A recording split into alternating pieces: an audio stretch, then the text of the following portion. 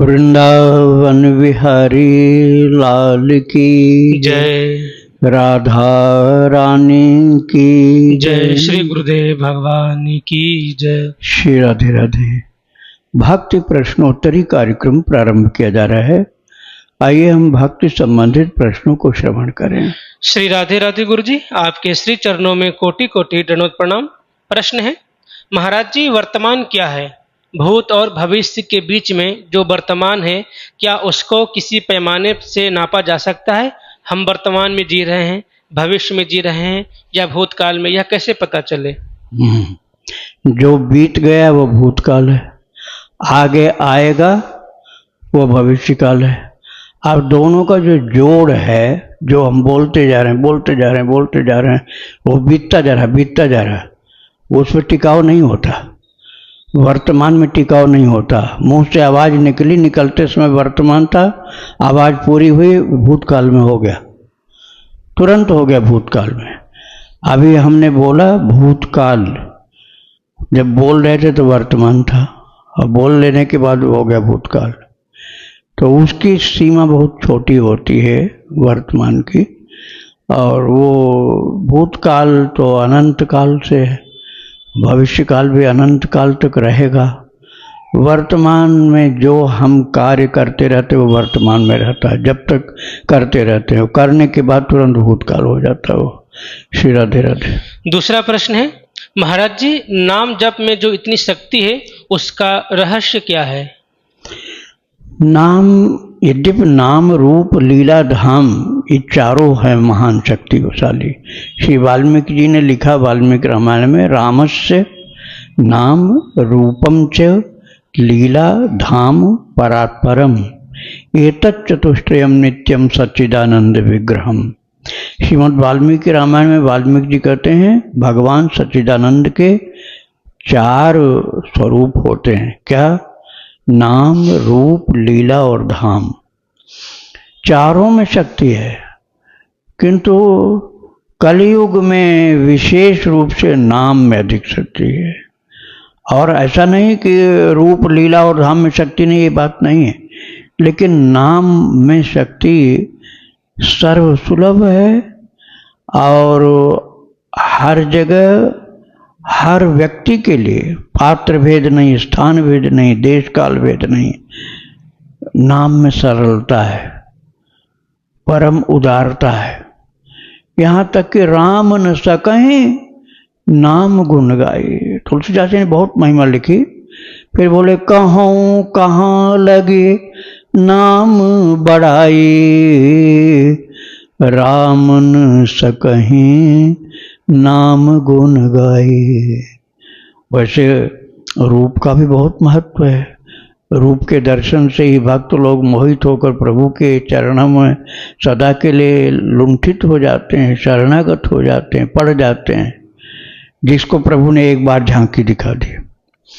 लीला चिंतन करते या श्रवण करते जाओ, भक्तों की, भगवान की लीलाओं को सुनते जाओ, वो मनन करते जाओ, उससे उद्धार हो जाएगा। धाम में श्रद्धा चाहिए। श्रद्धा होगी तो धाम का रूप बहुत सक्रिय है। श्रद्धा नहीं होगी तो है तो तब भी, लेकिन प्रत्यक्ष दिखलाई नहीं पड़ती वो शक्ति। किंतु नाम की शक्ति कलयुग में विशेष है। हरेर नाम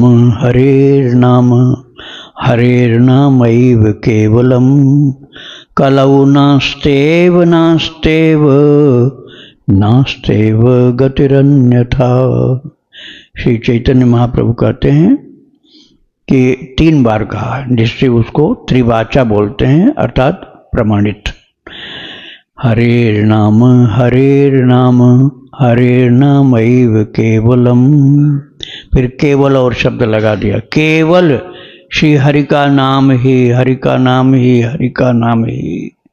एकमात्र सर्वोपरि साधन है। कलौ, अब कलयुग की बात कर रहे हैं, है तो सभी युगों में, लेकिन कलौ नास्तेव गतिरन्यथा। कलयुग में अन्य कोई गति नहीं है। अर्थात कलयुग में आप किसी प्रकार से भी नाम मुंह से निकाल, बिना नहाए, बिना धोए, बिना जनेऊ के, बिना जात पात और कुल गोत्र के विचार के, बिना किसी शुद्धि अशुद्धि, जल तक नहीं छिड़को तब भी नाम काम करेगा। मुर्दा घाट पर पड़े हो तब भी करेगा। मंदिर नहीं है, नाली के पास भी कीर्तन करो तब भी काम करेगा। किंतु और सब चीजें थोड़ा सा विवेक रखना पड़ता है कि ध्यान करना है तो भाई अच्छी जगह पर बैठ के ध्यान करो। रूप का ध्यान बहुत महत्वपूर्ण है, लेकिन अच्छी जगह। भगवान ने भी गीता जी के 6ठे अध्याय में कहा, शुचौ देशे प्रतिष्ठाप्य स्थिरमासनमात्मन नात्युच्छ्रितम नातिनीचम चैलाजिन कुशोत्तरम। ध्यान के लिए भगवान ने कहा कि क्या क्या आसन बिछाओगे, कैसी जगह बैठोगे। शुचौ देशे, पवित्र स्थान में ध्यान करने के लिए बैठना होगा। तो रूप ध्यान करने के लिए पवित्र स्थान की बात कही गई, नाम के लिए कहीं नहीं कहा गया कि पवित्र देश जरूरी होता है। तो रूप और नाम और लीला और धाम, लीला का चिंतन भी ध्यान में भी आता है और लीला दर्शन भी आंख से होता है। जैसे स्टेज पर लीला होती है ना, आपके अंदर यदि श्रद्धा है तो जो मंच पर लीलाएं होती वो भी एकदम प्रभावित करती हैं। श्रद्धा नहीं है तो कम असर होता है। और नाम में श्रद्धा नहीं है तब भी नाम काम करेगा। धाम में श्रद्धा और दर्शन भाव से सेवन। अब कई लोग तो धाम में आते हैं तो सारी कमियां छांट लेते हैं, यहाँ ये गड़बड़ी, यहाँ ये गड़बड़ी, समझ लो उनकी श्रद्धा कमजोर है। अब वो सुधार तो करने वाले हैं नहीं, वो दोष निकालने वाले। तो ये चारों में से, नाम रूप लीला धाम में से नाम ज्यादा सुलभ है, इसलिए उसकी महिमा अधिक बताई गई है। राधे राधे। आखिरी प्रश्न इनका, मंत्रों में शक्ति का क्या रहस्य है? मंत्र जो होते हैं नाम से ही बनते हैं। नाम से ही, जैसे उसमें चतुर्थी विभक्ति लगती है संस्कृत व्याकरण के अनुसार। जैसे शिव का शिवाय हो गया, राम का रामाय हो गया, राम से रामाय हो गया, शिव से शिवाय हो गया, विष्णु से विष्णवे हो गया, राधिकायै हो गया, दुर्गायै हो गया। थोड़ा सा चतुर्थी विभक्ति मतलब उनके लिए, उसका अर्थ ये होता है। तो अब वो नाम तो था, लेकिन उसमें संधि, वो जो उच्चारण किया गया ना चतुर्थी विभक्ति के अनुसार, वो राम की जगह रामाय हो गया। फिर आगे नमः लगेगा, चाहे नमो लगेगा, पहले प्रणव लगेगा, ओम, या कोई बीज मंत्र लगेगा। बनता नाम से ही है। सभी मंत्र जितने हैं, कोई भी मंत्र किसी देवता का हो, उसमें नाम जरूर रहता है। नाम के साथ साथ इन चीजों को मिलाया जाता है। तो अनुष्ठानिक रूप से किसी को साधना करनी हो तो शक्ति बहुत होती है मंत्र में, लेकिन यदि आपका अनुष्ठान गलत हो गया तो दंड भी मिलता है।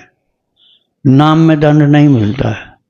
मंत्र के विधि पालन में, अनुष्ठान में, पुरस्चरण में, संकल्प में और अंगन्यास, करन्यास और शुद्धि में ये गड़बड़ी हुई तो दंड भी मिलता है मंत्र में, नाम में दंड नहीं मिलता है। एक अंतर और है, मंत्र से अभिलाषा पूर्ण होती, इच्छा पूर्ण होती। नाम से इच्छाओं का दमन, नाश हो जाता है इच्छा। अब साधारण आदमी कहेगा इच्छा पूर्ण होती, वो ज्यादा अच्छा है, लेकिन ऐसा है नहीं। आपके पास पैसा नहीं है, अब आप कार लेना चाहते हो, क्या करोगे? लोन लेंगे, उससे मांगेंगे, उससे मांगेंगे, उससे मांगेंगे, मरे जा रहे हैं उसके कर्जा इकट्ठा करने में। अब वो किसी तरह से जुगाड़ हो गया, ये मंत्र वाली बात हुई। अब नाम से क्या होगा? चालू कर दो जप करना, इच्छा ही खत्म हो जाएगी कि कार हमको लेनी। अब क्यों मांगो कि भीख लोगों से कि हमको कर्जा दो, हमको लोन मिल जाए। तो ये इच्छा खत्म हो जाने पर ज्यादा शांति मिलती है। इच्छा पूरी होने पर शांति नहीं मिलती। आज तुम्हें कार प्राप्त हो गई, अगले दिन कहोगे नहीं बढ़िया वाली कार चाहिए, ये तो बहुत रद्दी है। तो इच्छा कहाँ पूर्ण हुई? वो कभी नहीं पूरी होती। और इच्छाओं का नाश यदि हो जाए वो ज़्यादा बढ़िया होता है काम, मस्त रहेंगे, कोई इच्छा ही नहीं, शांत। तो इसलिए नाम जप को मंत्र से भी ज़्यादा उपयोगी बताया गया। श्री राधे राधे।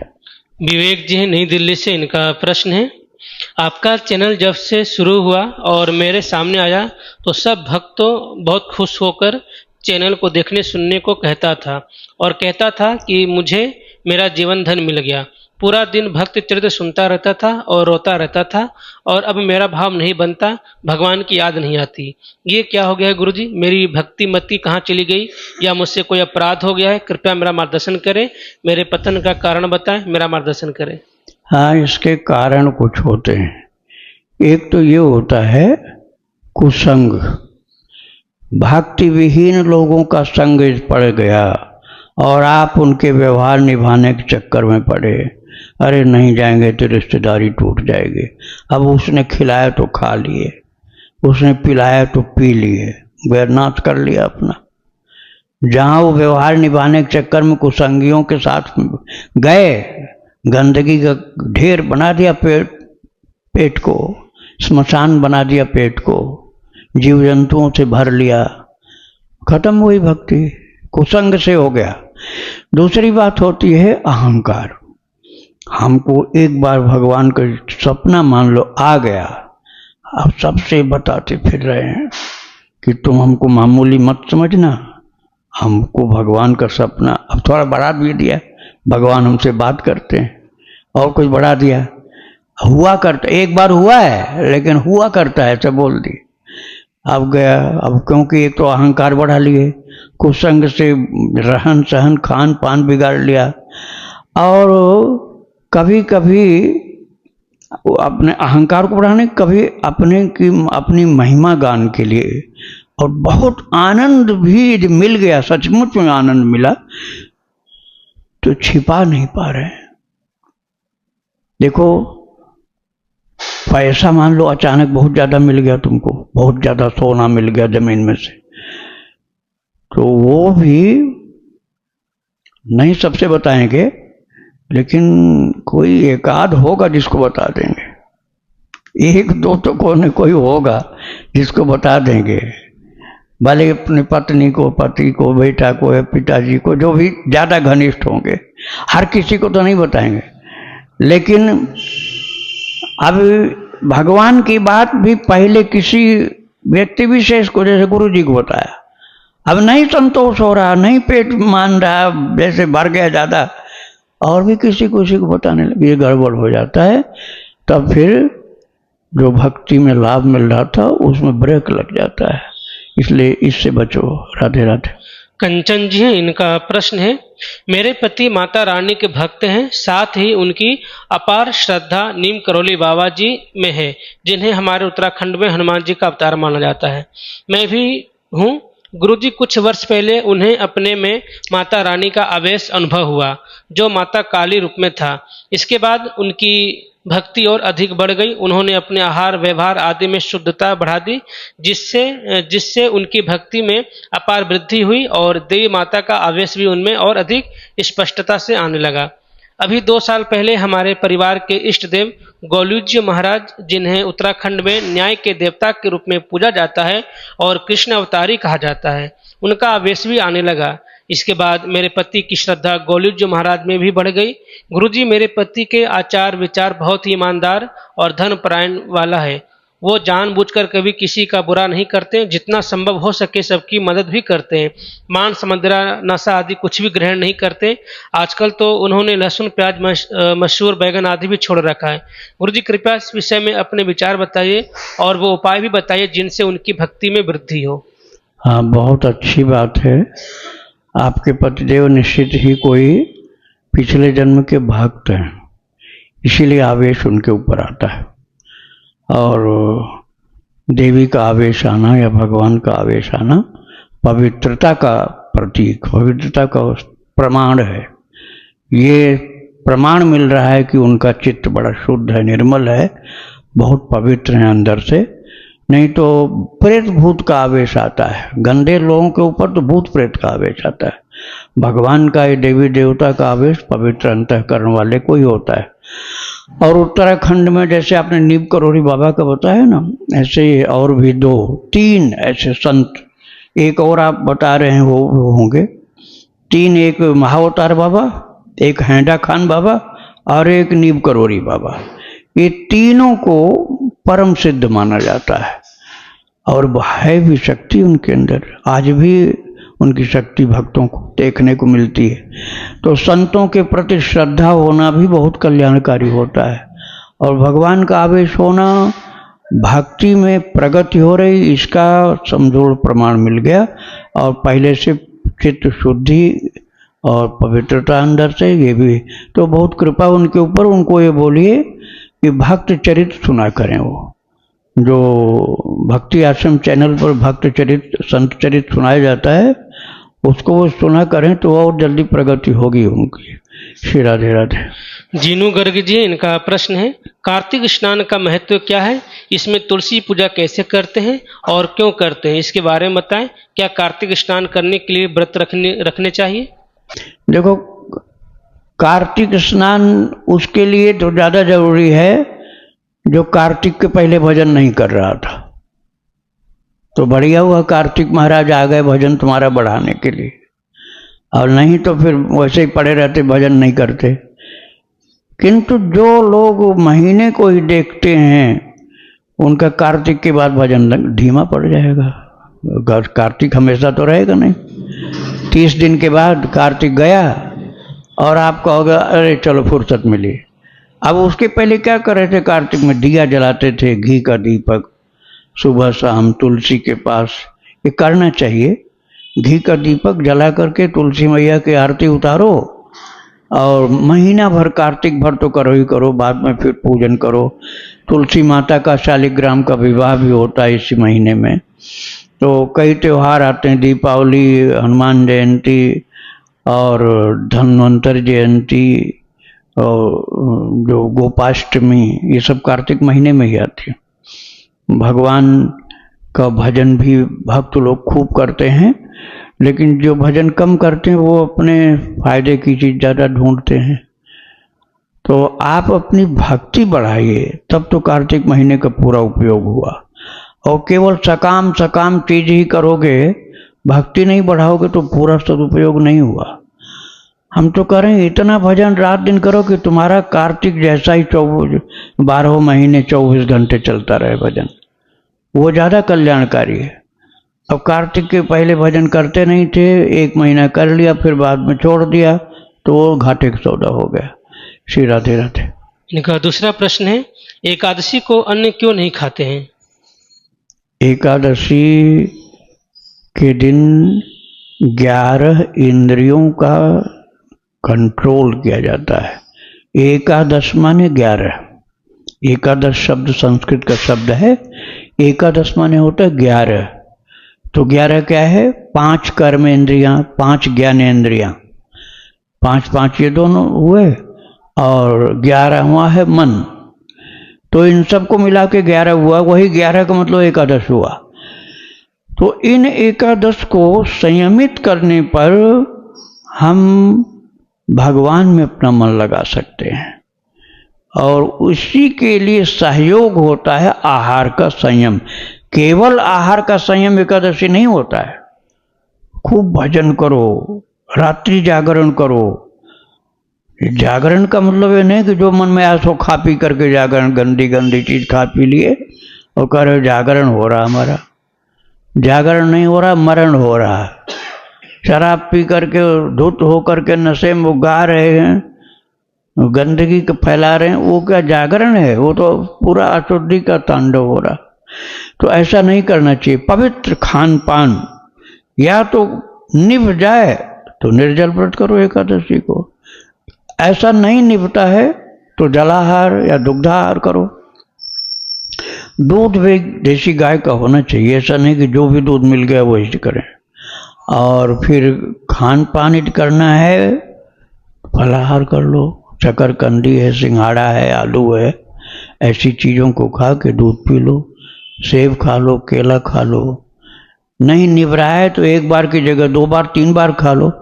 लेकिन यदि इनके खाने से तुम्हारी बीमारी बढ़ रही है, जैसे मान लो शुगर के रोगी हो, हार्ट के बीमार पेशेंट हो, और भोजन नहीं टाइम से मिला तो परेशानी बढ़ती है, तो फिर इसको छोड़ो। केवल जप बढ़ा लो अपना, खूब जप बढ़ाओ एकादशी के दिन, रात दिन, आधी रात तक जरूर जगो, तो आपका व्रत जितना हो पाया उतने से ही कल्याण हो जाएगा। अन्न इसलिए नहीं खाते हैं कि सबसे पहले जब ब्रह्मा जी की सृष्टि में चावल उत्पन्न हुआ था, धान में से चावल निकलता है, इसलिए एकादशी नहीं व्रत करता उसको भी उस दिन चावल नहीं खाना चाहिए। और अन्न जो होते हैं वो क्षेत्र विशेष पर लागू होते हैं। जैसे आप दक्षिण भारत में जाओ, चना को फलाहार माना जाता है, यहाँ नहीं माना जाता। यहाँ समा के चावल को फलाहार मानते हैं, अयोध्या जी में नहीं मानते हैं। तो एक जो है धान वाला चावल वो हर जगह माना जाता है, क्योंकि वो प्रथम अन्न है, और सब जो क्षेत्र के अनुसार होते हैं। श्री राधे राधे। प्रश्न है गुरुजी, गुरुदेव आप जो 1 घंटे का संकीर्तन करने को कहते हैं, क्या उसे संकीर्तन में रामचरितमानस की चौपाई कर सकते हैं, चौपाइयों का संकीर्तन कर सकते हैं? देखिए, नाम का कीर्तन इतना करिए, यदि 1 घंटा लगातार नहीं होता है तो आधा घंटा सुबह शाम करिए, और उसके समापन में रामायण की कुछ चौपाई जो आपको ज़्यादा कल्याणकारी लगती है, जैसे जगत जनक सुता जग जननी जानकी, अतिशय प्रिय करुणा निधान की, ताकि जुग पद कमल मनावो, जासु कृपा निर्मल मति पावो। ये 2 चौपाई बहुत कल्याणकारी है, ऐसे बहुत से हैं। तो आप इसे कुछ सेलेक्टेड चौपाइयाँ जब कीर्तन पूर्ण होता है तो समापन में गा लीजिए या प्रारंभ में गा लीजिए। ऐसा नहीं करिए कि 1 घंटा आप मानस पाठ ही करिए और कहिए कीर्तन हो गया। कीर्तन मतलब नाम कीर्तन की मुख्यता होनी चाहिए। राधे राधे। प्रश्न है गुरुजी मेरी उम्र तो 52 वर्ष की है, लेकिन प्रारब्ध बस मेरा स्वास्थ्य ठीक नहीं रहता। कितनी भी दवा कराऊं फिर भी हमेशा कमजोरी लगती है, पाँव में तकलीफ है, कमर में तकलीफ है। गुरुजी जैसे कर पाती हूँ वैसे गुरु मंत्र कर पाती हूँ। पहले तो स्वाध्याय करते थे, रामायण, गीता देवी, भागवत सब, परंतु गुरुदेव गुरु मंत्र और नाम के सिवा कुछ नहीं होता है। वह भी लेटे हुए या बैठे हुए ढंग से आसन पर भी बैठ नहीं पाती हूँ। गुरुदेव हमें चिंता ही रहती है कि अभी तो हमने भगवान को पाया भी नहीं और शरीर स्वस्थ रहता है नहीं, और हम प्रभु से इसी जन्म में मिलना भी चाहते हैं। क्या करूं गुरुदेव? और हमें प्रभु के दर्शन भी होता है, कभी स्वप्न में तो विग्रह स्वरूप में ही होता है, और जब तक मैं प्रभु के पास पहुंचूं तब तक अदृश्य हो जाता है। ऐसा क्यों होता है गुरुजी? इस शरीर से मैं क्या साधन कर पाऊंगी? बहुत निराशा होती है। गुरुदेव कृपया मार्गदर्शन करें। देखिए, उम्र वाली बात भक्ति में नहीं लागू होती है। एक बच्चा भी आपसे भक्ति में आगे जा सकता है, और आप बुजुर्ग हो करके भी भक्तिहीन हो सकते हो। अच्छा संस्कारी पूर्व जन्म का भक्त जो है, बालक भी चाहे 8-10 साल का ही क्यों न हो, वो भक्ति में आगे जा सकता है। और हो गए 70-80 के तब भी प्रपंच में लगे हुए हैं, ऐसा हो सकता है।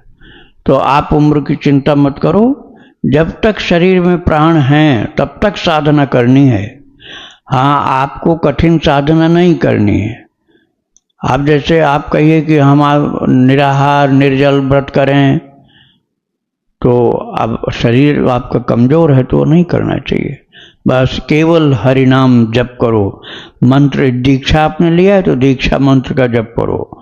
भोजन जब भूख लगे तो खा लो, अशुद्ध आहार नहीं करो। लहसुन प्याज बैगन मत खाओ, गंदी चीज मत खाओ।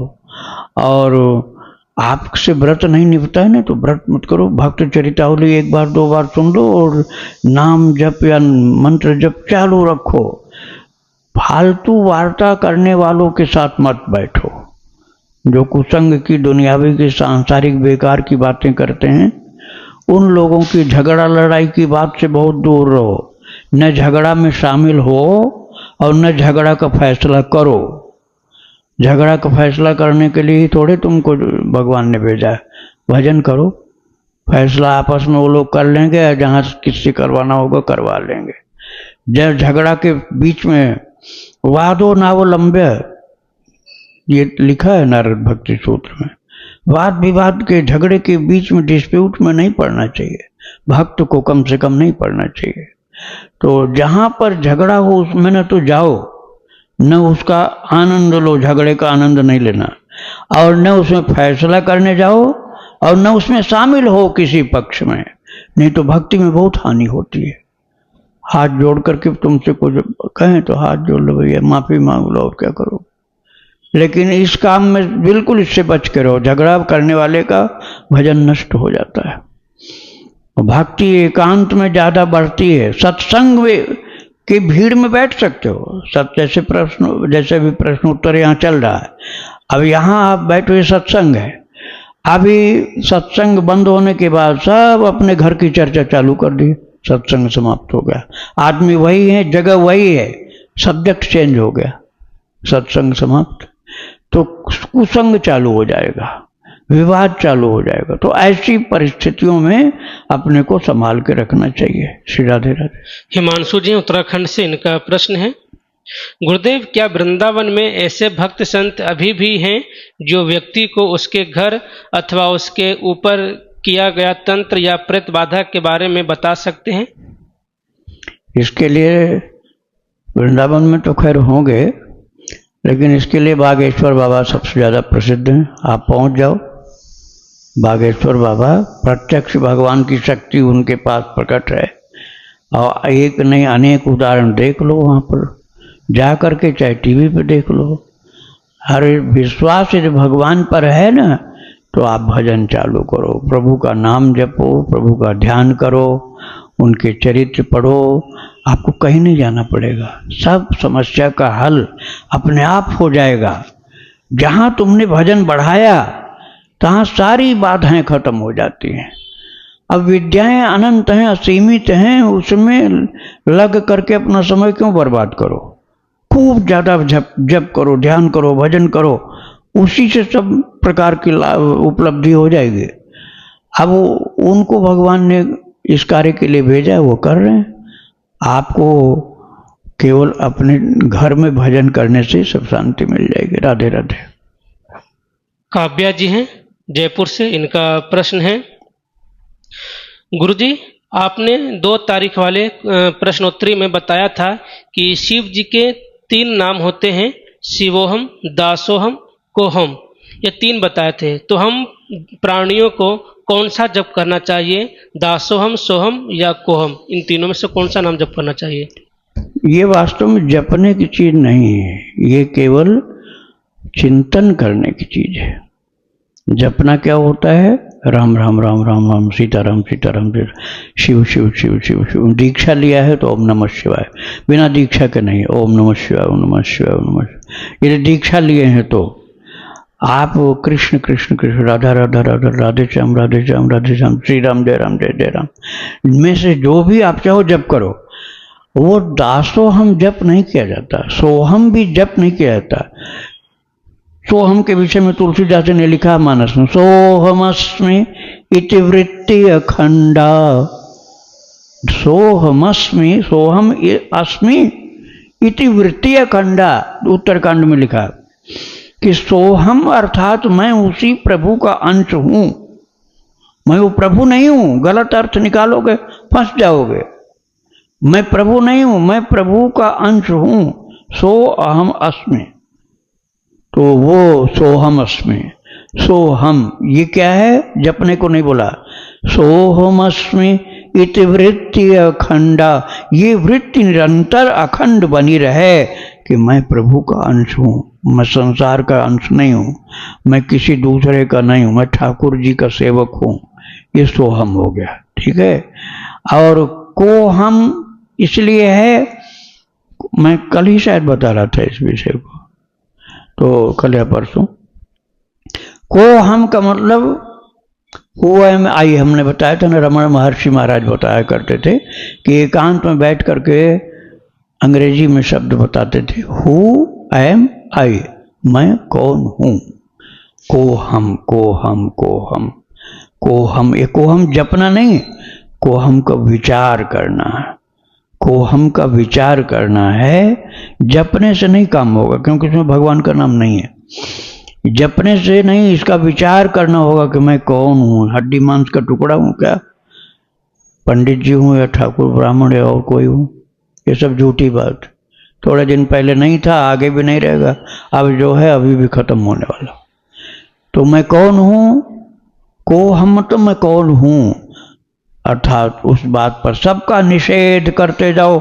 जो जो समझे हो कि ये हो ये हो ये हो, इतना प्रॉपर्टी वाले हो, इतने बड़े नेता हो, इतने बड़े धनवान हो, इतने बड़े कलाकार हो, नहीं, वो हो नहीं थे या अभी हैं और तुरंत थोड़े दिन बाद समाप्त हो जाएंगे। मतलब ये वर्तमान में न भूत में रह था न भविष्य में रहेगा, तो ये हम नहीं हो सकते हैं। और भगवान के अंश पहले भी थे, आज भी हैं, आगे भी रहेंगे। तो इसके बाद विनम्रता, अहंकार मिटाने वाला है दासोहम। दासोहम कौशलेन्द्रस्य रामस्य क्लिष्ट कर्मण हनुमान शत्रु सैन्यानाम निहंता मारुतात्मज। वाल्मीकि रामायण में लिखा कि हनुमान जी अपना परिचय बताते हैं। रावण पूछता है कौन है तू, तो बोलते दासो हम कौशलेन्द्रस्य रामस्य क्लिष्ट कर्मण, मैं प्रभु श्री राम जी का दास हूं। अपना परिचय बताया। अब दासो हम दासो हम दासो हम दासो हम दासो हम ये रटना नहीं, केवल समझ लेना है। इस बात को चिंतन करके समझ लेना पक्का कि मैं और किसी का नहीं, मैं अपने प्रभु का दास हूं। ये अहंकार कल्याणकारी अहंकार है। अस अभिमान जाय जन भोरे, मैं सेवक रघुपति पति मोरे। मैं प्रभु का सेवक हूं, प्रभु मेरे स्वामी, यही दासोहम। तो ये दासोहम को हम या सोहम, ये बात जपने के लिए नहीं, विचार करने के लिए। श्री राधे राधे। अनुभा चौहान जी दिल्ली से, इनका प्रश्न है, गुरुजी रामचरितमानस का ध्यान में चिंतन करना ही क्या श्री राम जी की लीला चिंतन कहलाता है? हाँ हाँ, जो रामायण में लीलाएं भगवान ने की हैं, उनकी छवियों को, उनकी लीलाओं को याद करना बार बार, ये लीला चिंतन है। राधे राधे। इनका दूसरा प्रश्न है, नित्य लीला चिंतन का क्या मतलब होता है? नित्य लीला चिंतन का मतलब ये होता है कि भगवान अवतार काल में जो एक लिमिटेड टाइम के लिए थे, वो सत्य मत मानो, वो आज भी हैं और पहले भी थे, ऐसा मानो। जैसे 125 वर्ष के लिए कन्हैया आए थे, धरती पर लीला किए, अब क्या नहीं है? अब अवतार काल नहीं है, लेकिन अब भी हैं। तुलसीदास जी को दर्शन दिए, चित्रकूट के घाट पर भाई संतन की भीड़, तुलसीदास चंदन घिसे तिलक देत रघुवीर। अब ये बात कब 500 साल पहले की। अब बहुत से यहाँ वृंदावन में संतों को दर्शन मिला। यहाँ तुलसीदास जी ने तो कृष्ण को राम रूप में करके दर्शन प्राप्त कर लिया। ज्ञान गुदड़ी में मंदिर है वह, तुलसी राम दर्शन मंदिर। तो ऐसे अनंत संत हुए हैं, आज भी हैं, जिनको दर्शन मिलता है। तो क्या प्रश्न था इनका? लीला नहीं, नित्य लीला चिंतन का क्या नित्य मतलब? लीला, यही नित्य है। आज हूँ जासूर सपने हूँ काओ, बसहि हृदय सिय राम बटाओ। राम धाम पथ पाई सोई, जो पथ पाव कबहु मुनि कोई। आज भी श्री सीताराम जी, लक्ष्मण जी जा रहे हैं वन की ओर, और ऐसे ऐसे उनके साथ केवट के प्रसंग हैं, वनवासियों के प्रसंग जो सुनते पढ़ते हैं आप, उन सबको आप चिंतन करो, तो यही हुआ नित्य लीला चिंतन। ऐसा नहीं कि वो त्रेता युग में हुआ था, अब नहीं। अरे अब भी है, आज भी कृष्ण माखन चुराने वाले यह माताओं का दूध पीने वाले, मैंने तो माता श्यामा मैया का चरित्र सुनाया, जो 3 साल तक छाती पर शाम होते, अयोध्या में थी वो माता श्यामा बाई। आप निकालिएगा भक्त माता श्यामा बाई की चरितावली भक्ति आश्रम, यही आपको बोलना पड़ेगा। भक्त माता श्यामा बाई की चरितावली भक्ति आश्रम, अयोध्या में रहती थी वो। ठीक 3 वर्ष तक शाम होते ही उसको बिस्तर पर जाना और प्रभु का छाती पर आकर के लेट जाना, दूध पीना, पूरी रात दूध पीते थे। अब कहीं जाना आना बंद कर दिया, दर्शन करना बंद कर दिया। अब सखी उसकी बहुत पीछे पड़ी, कहीं नहीं जाती, दर्शन नहीं करती हो, हजारा माला नहीं जपती हो, ये क्या हो गया तुमको? वो कुछ नहीं बताती थी। लेकिन एक दिन तो हठ पकड़ लिया उसने, 3 साल पूरे हो गए थे तब की बात। हठ पकड़ लिया, नहीं बताना पड़ेगा, ऐसे क्या होता है, नास्तिक हो गई क्या तू? तो फिर उसके मुंह से निकल पड़ा कि लाला तो आता है, शाम को आ जाता है, रात भर खेलता है, दूध पीता है। अब बोलते बोलते आंसू चालू हो गई उसके। महाराज अगले दिन से नहीं आए ठाकुर जी। ये चरित्र बड़ा अद्भुत है। अगले दिन उनके गुरु जी का भी नाम पूरा हमने वर्णन सुनाया उसमें, फिर नहीं आए। उसको विरह व्याप गया। राम मंगल दास जी के पास गई, गुरु जी के पास गई, तो फिर इसके बाद वो इतना घबरा गई, वो जनकपुर भागी गई। जनकपुर में जानकी जी का दर्शन मिला उसको और कह दिया जानकी जी ने, अब वो नहीं आएंगे, अब तुम्हारा शरीर छूट जाएगा। उसी विरह में, राम के विरह में शरीर छूटेगा दशरथ की तरह से। और तुम जब जाओगी भगवत धाम में साकेत में, तब वहां वही राम बाल राम के रूप में मिलेंगे और तुमको फिर वो सौभाग्य प्राप्त होगा अपना दूध पिलाने का। लेकिन अब तुम्हारे इस जीवन में नहीं आएंगे। यही है नित्य लीला चिंतन। देखो प्रत्यक्ष आते थे 3 साल आए, तो आज भी राम जी, कृष्ण भगवान, कोई भी ठाकुर जी के स्वरूप आप यदि प्रेम से चिंतन करो तो आज भी आएंगे। और करके दिखाया अनंत भक्तों के साथ।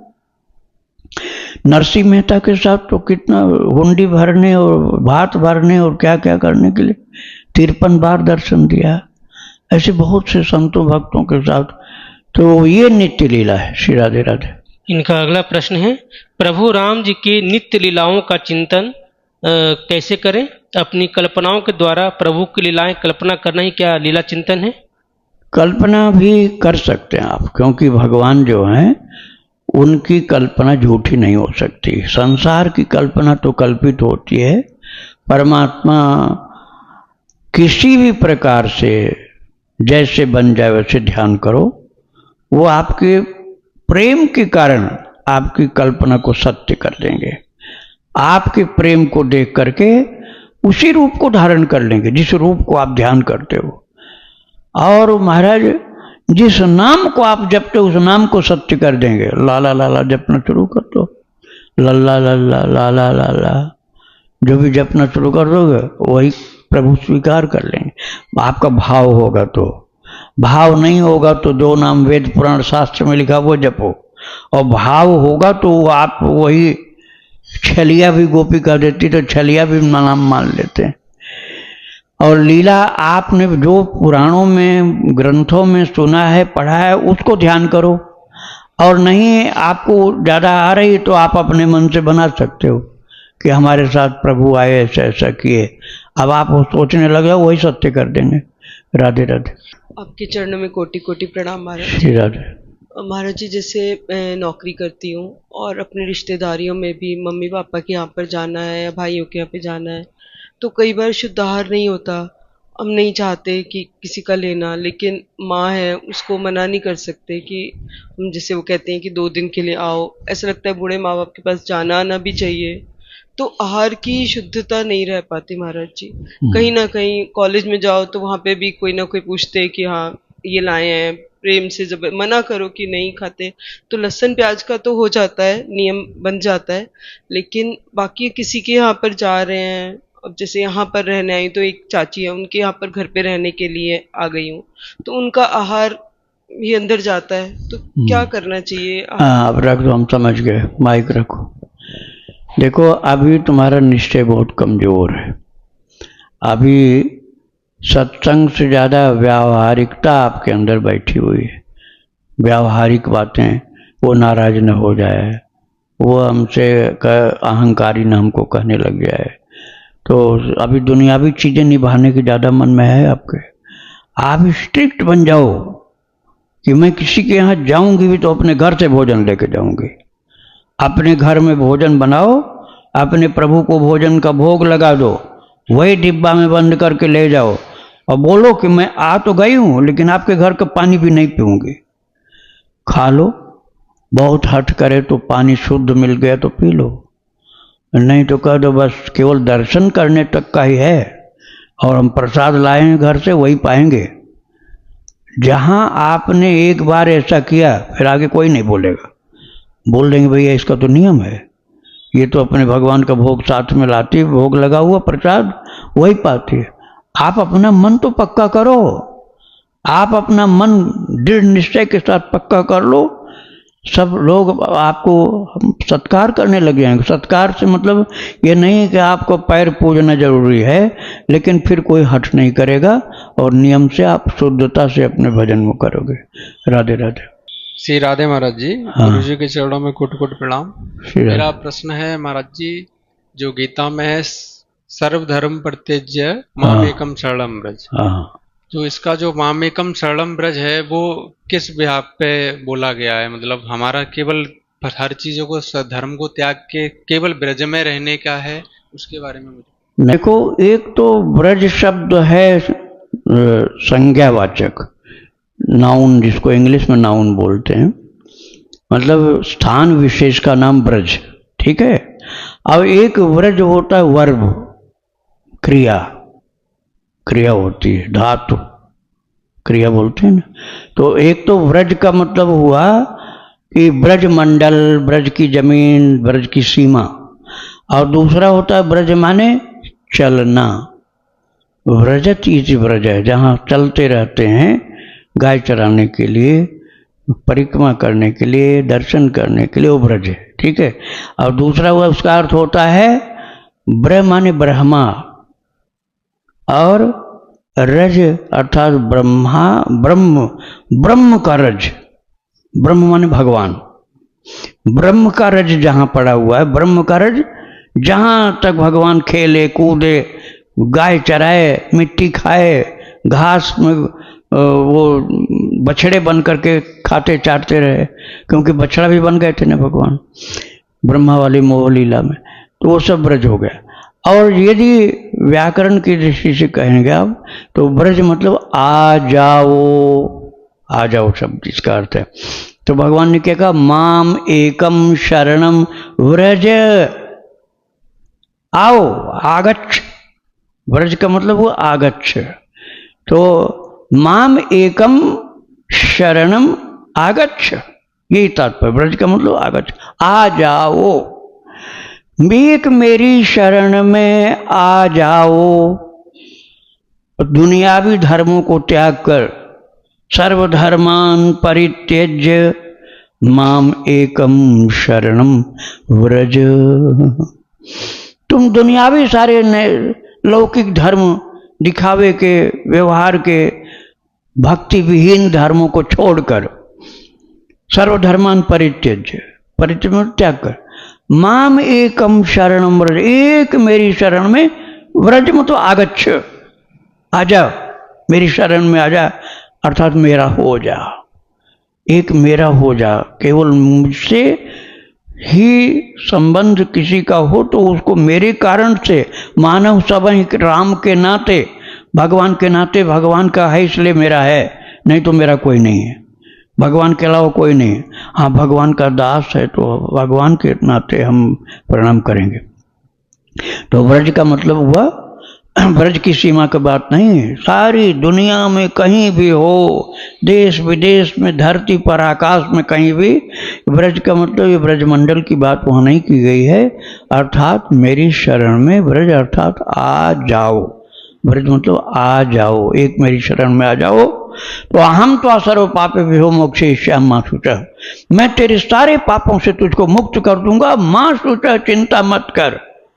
ये इसका अर्थ है। श्री राधे राधे। वृंदावन विहारी लाल की जय।